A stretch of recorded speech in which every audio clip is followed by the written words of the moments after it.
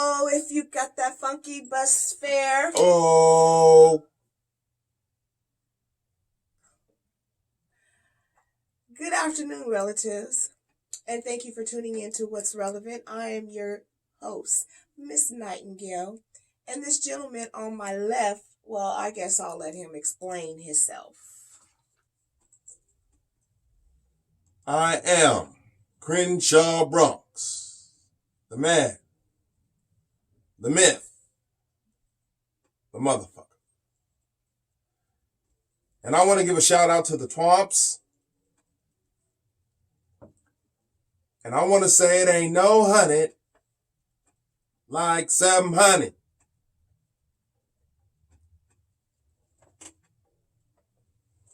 You done? Anyway, this is why I refer to this, relatives, because Mr. Bronx needs it in his life. Somebody need to pop his behind upside his head, but I hope you're listening because you need this. Hebrews. He bruised her.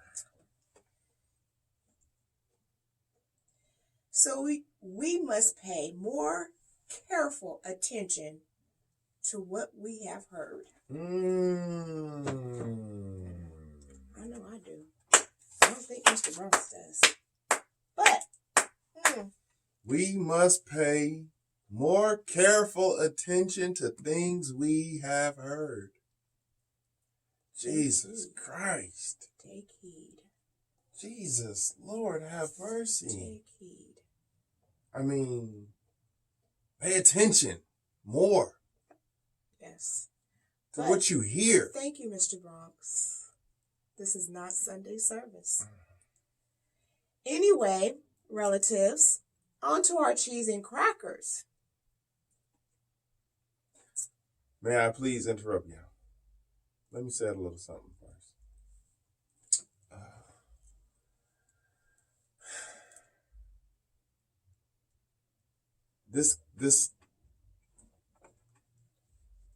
This segment that I'm about to start off with comes from something that happened, which is a tale for another time. Anyway, your favorite color. How did it, first of all, Miss Nightingale, what is your favorite color? I have two. Okay, which are your favorite colors? What are they? Purple and blue. Purple and blue. Let's go with the purple first. How did purple become your favorite color? Brightens my day. Okay. When did purple become your favorite color? I think I was in my 20s. Okay. Now, the blue. How did blue become your favorite color? It's my football team. Oh, okay. When did blue become your favorite color?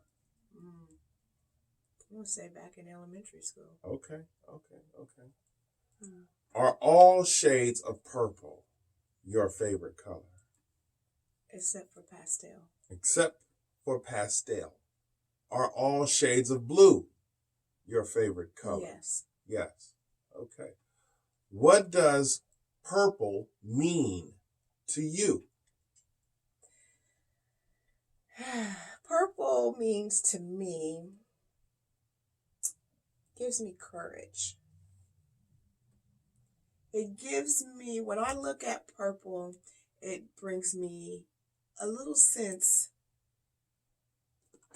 of warm happiness inside. Because when I'm feeling kind of down, I always have something in my home that I look at and it's purple. And it just brings a smile to my face. It makes me think, where I was and where I'm at today. There's no need to be sad.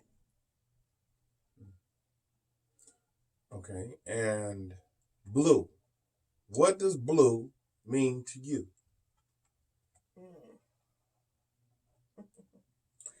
Well, Mr. Bronx,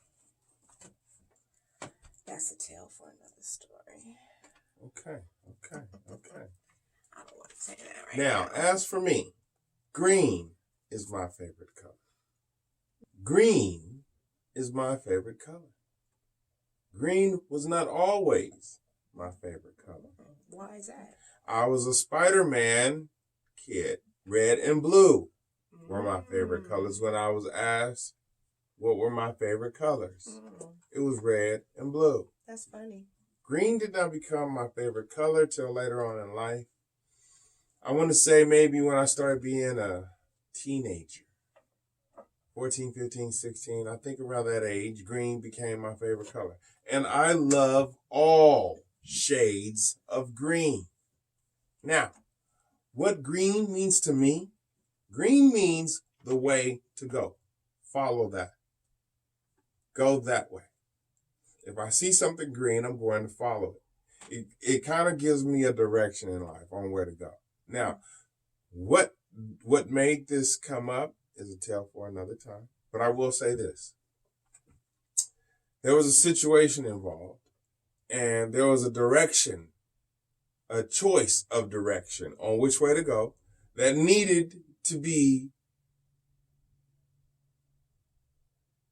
what's the word I need to say? Directed. We needed a direction to go. And the direction that I chose,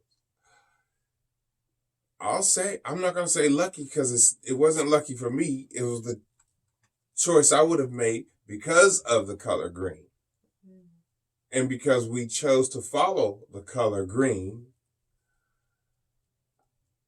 I am here able to talk to you today.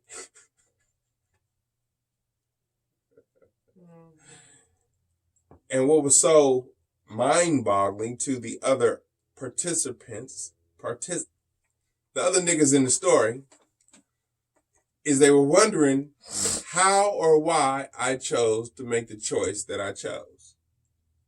If that makes any sense. And I told them because of the color green, which is a tale for another time. And that's how the conversation on BAM went. Said colors went.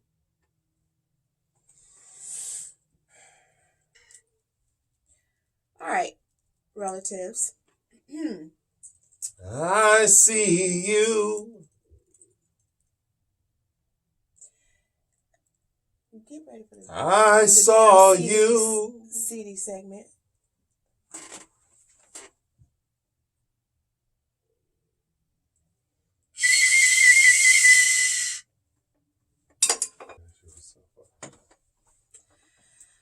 All right. 100 episodes. Every 100 episodes, we're going to have bloopers. No. Every 100.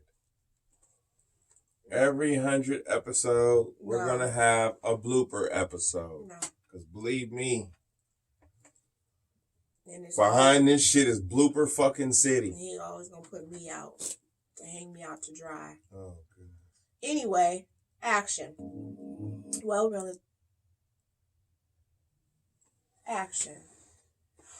relatives, as we switch on over, changing colors, I am going to let Mr. Crenshaw Bronx do the CD segment. But before we start that CD segment, I'd like to take your mind away from here just for a couple of seconds. Take your mind to a place where you know it's good. But please listen to the demo.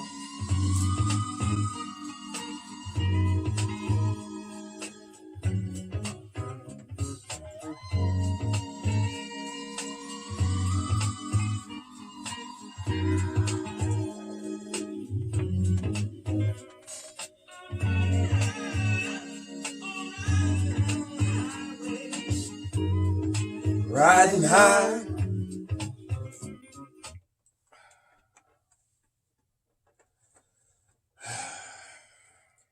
So what do you have for us, Mr. Bronx? Today, I was looking for that. And that's the one we'll do. I was looking for that. We'll do that one another time. Today,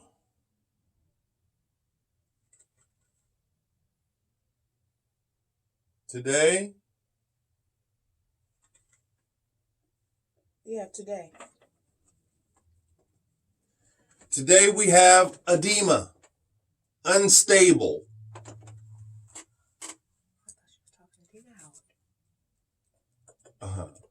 Edema, unstable. Edema, Thank you. unstable. Thank you.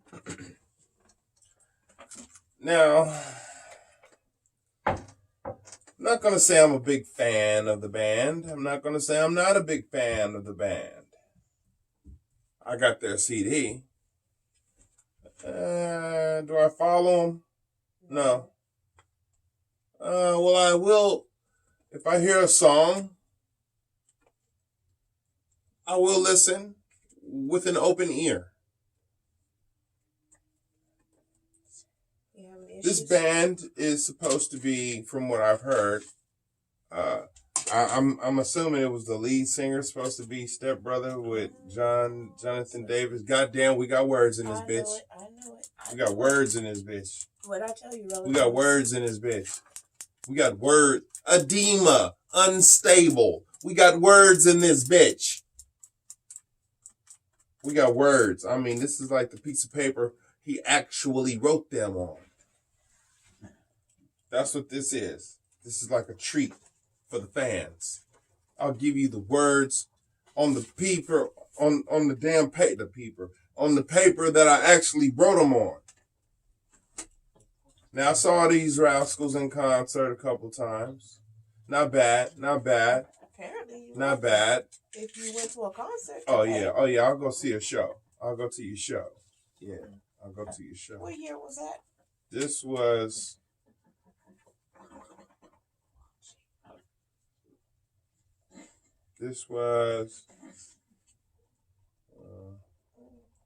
You need some help?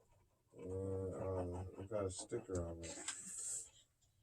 I guess we won't find that out.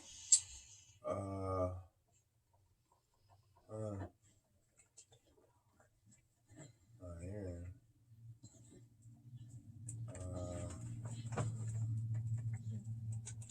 Shucks. This was 2003. Okay. 2003. I wonder what they're doing now. They did have a few bangers on here. I haven't heard this CD in quite some time. So you'll have to come back to it. Yeah, I'm going to have to come back and let you know which bangers were banging. But I do remember they did have some bangers on here. Out of me, codependent. I think, I don't know. They got codependent, rip the heart out of me, stand up, unstable, promises, blame me, so fortunate. I think that was a banger. That sounds familiar. Stressing out. Do you hear me? That sounds kind of familiar. Let go. That sounds kind of familiar. Betrayed me. L.A. Reid production. Antonio L.A. Reid. Howard Bernstein production.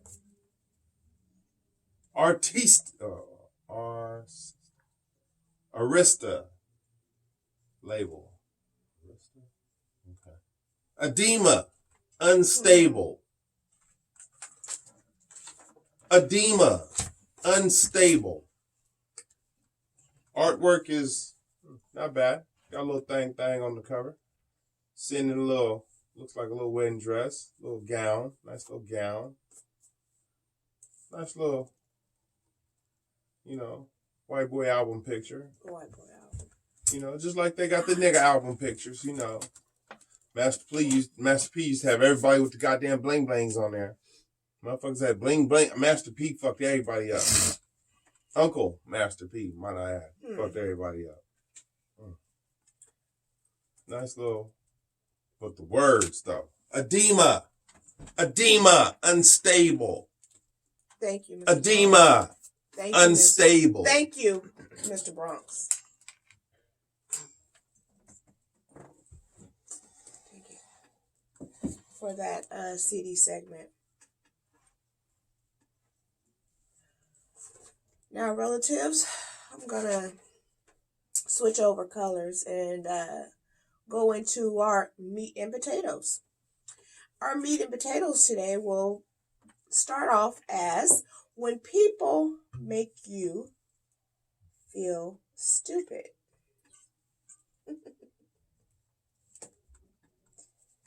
Have you ever felt like that? Nope. I bet you don't. We already know Mr. Bronx hasn't,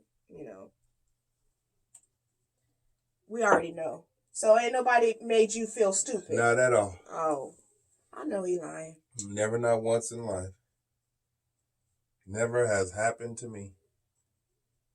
Oh, really? For really. So you're saying to me, Mr. Bronx, that no one has just kind of like, you'd be like, wow, made you say, wow, okay, I feel kind of stupid there. Okay, since it's happened to you, let's hear about it. Because my answer isn't going to change. Who said something that happened to me? Well, you keep implying that it has to have happened to me because obviously it has happened to you on numerous occasions. Oh, he got jokes. Okay, let's Real stay jokes. on topic. Anyway. Let's hear your experiences with people making you feel stupid. Anyway, relatives, people can make you feel stupid, Mr. Bronx. Make you feel like you done lost your damn mind. But at the same time, I don't think, I have been in that situation before where somebody, I want to say almost not feel stupid, but kind of belittled me a little bit. Have you felt like that on the show? Well, that's a tale for another time. Anyway, relatives, like I said, a person can make you feel stupid by twisting your words sometimes. Or, because then it makes you think, what the hell did they just say? But sometimes you have to step back. You said, did he? I said, what did they say? Oh, my bad. Where is you coming with the he? Oh, I just thought I heard. I misunderstood. And what were you gonna say, Mr. Bronx? Well, what I was gonna say, since you said he, who exactly is he you were talking about? Since you were obviously telling a story of someone else, but I heard wrong. Yeah, you sure did. Ears is burning, aren't they? Anyway, like I said, people can turn your words around and make you feel like kind of stupid. Yeah, that's what Mr. Bronx is. And people, when you're talking to someone, his name is Aaron.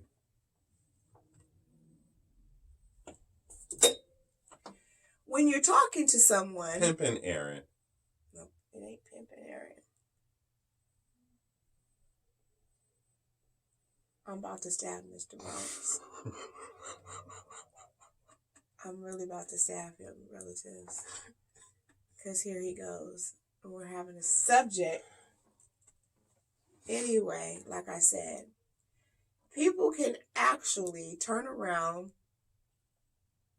turn your words, twist them, and at the same time, belittle you. And then make you say, the hell just happened here? Am I feeling stupid?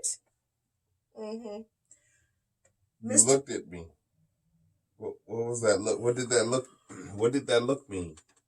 Anyway, relatives, since Mr. Bronx feels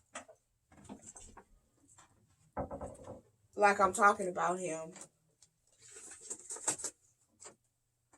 you have something to say? No, not at all. I would like to say that during the Pledge of Allegiance, the volume of the recording fluctuates. This has nothing to do with the subject. It is not a technical Thank you, relatives. anyway. Thank you, relatives, for, don't listen to Mr. Bronx because a little bit, I guess he didn't have a little too much sippy sip today. The national anthem. Anyway, not when people make you allegiance. feel stupid, have you ever felt stupid when a teacher? Have you ever been in the classroom and your professor has kind of made you like, damn, what, did I just have a brain fart or something? Or did they just really make me feel really stupid? Because why I didn't know that. And I know that Mr. Bronx is lying and that somebody didn't know, hadn't made him feel stupid. Because I know he was like, I didn't know how to spell that. No, I've never felt stupid from learning. Says, yeah, anyway. If I didn't understand something, it's not that I feel stupid. Anyway, thank you, Mr. Bronx. Ways, relatives, there will always be no need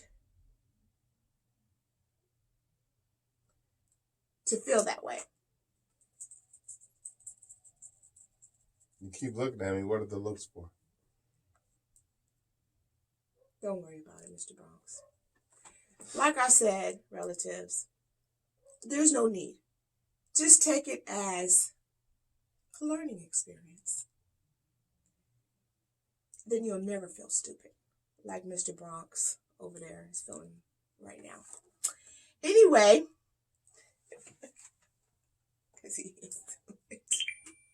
anyway, relatives, I started a book club. And last week at our book club, it was a kind of touchy situation. And it was touchy because we were reading a book that was about suicide. And we're towards the end of our book. And one of our members told us a story. And at first when she told the story, I thought maybe it couldn't have been true. She had an aunt that lived in Virginia. And she suffered from depression. And Virginia does that to you. How do you know? You live in Virginia? No, but it's this little thing named Tiffany. I ain't gonna say her last name. Yeah, she depressed at you, huh? That bitch was so fucking depressed. Anyway. Damn. Anyway, relatives. Like I said, her aunt lived in Virginia. And, I guess she was taking care of her adult sons. One that was on drugs. And one that was mentally not all the way there. And I guess she just got depressed. This was the story that she was telling us. And she just gave her sons. She gave one son. She over-medicated him to where basically he went to sleep. Her other son, she bought him some bad drugs so he can OD. And then with herself, she offed herself. So when they walked in the house, they seen her two sons and her gone. And I'm like, Dawn, are you serious? This really happened? She goes, yes, this really happened. She was like, my aunt, she suffered, from depression. She didn't have a life. She didn't, her life was built around her sons. She didn't think about her two other daughters that she had, how they would feel. Everybody's an adult in this situation, but, that's really sad to hear, that someone would just really feel that down, whereas instead of just taking her own life, she took her two sons' life around with her. They call that the Benoit. Ooh, bad joke. Bad fucking joke. Bad fucking joke. Bad fucking Anyway, joke. Relatives. Bad fucking joke. Bad fucking joke. My bad. My bad. My bad. My bad. I didn't mean to say that. Yes, you did. Oh, my bad. Yes, bad fucking joke. Tasteless. Bad fucking joke. Relatives. Like Dawn was saying, she said it was a lesson to be learned because she goes, with this being said, she had to do a little digging, a little family history digging. And she said in the family history digging on her mother's side, that depression was real and how her grandmother tried to commit suicide by shooting herself in the stomach. In the stomach? Yeah. So they're not white? Yeah, they are white. What? What's that got to do? Wait a minute. Who's going to try to kill themselves, shoot themselves in the stomach? You can bleed out. Anyway, her grandmother, it's a history. Wait a minute. Hold on. Relatives. Why'd you ask if what nationality they were? One white person you heard shoot themselves? I mean, white people do some weird shit. Okay. Shoot themselves in the stomach? No. Okay. No. But No. what the nationality had to do with it? That's because I'm like, okay, that wasn't no white person. Who, what the fuck, what? Who did that? Just like people tell you stories and be like, that wasn't a black person. That's what that was for me. Okay. And it wasn't no white person shooting themselves in the stomach. It was white. Oh. Dawn is white on white. She told me she's from the backwoods of Virginia. The backwoods of Virginia. So, like I said, relative, she was explaining to us the way... I didn't know Virginia had backwoods. Yes, they do. Okay. They do have backwoods. They do. Anyway, she explains... She's seen them. She explained how she did her research, and on her mother's side, the depression is real. Whereas her mother, Don's grandmother, shot herself in the stomach. No, she didn't die, but she tried. So she was saying this book, the one we were reading, was kind of real for her, even though it was telling a description of what this person was going through in their life and how they wanted to commit. They didn't actually commit suicide, but how they wanted to commit suicide. So it made me think, makes you want to think, well, maybe I need to do a little research on my parents' side and see what's real on the real. Might want to think about it. It makes you say, That's what it made me say. Because I'm at the point where you kind of need to know you really need to know your background. Not only do you need to know family, of course, relatives, but you need to know the mental status of both sides of your family. Never know if it passes down to you. Because some things are hereditary. Anyway, relatives, thank you for tuning in to What's Relevant. I'm going to close this out as to say there might be a guest in between me and Mr. Bronx. So don't do what I do. Anyway, there might be someone sitting in between me and Mr. Bronx next show. So therefore, you'll have to tune in and wait to see if we'll have someone sitting in between Nightengale and this crazy gentleman on my left. Richie Rich? I don't know why you keep asking about Richie Rich, because I will never have Richie Rich on my show because you two are nutcases. Do you have any good nights, Mr. Bronx? No. Oh, yes, I do. I would like to give a shout out to Left Twix. And I would like to give a shout out to Miss Waller.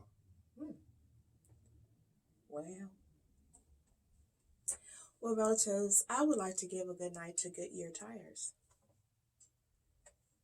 Might want to try them out. And I would like to give a good night out to Jeanette. Goodyear Tires. Problem? No. Thank you. like I said, good night, Jeanette. With that being said, that's what's relevant.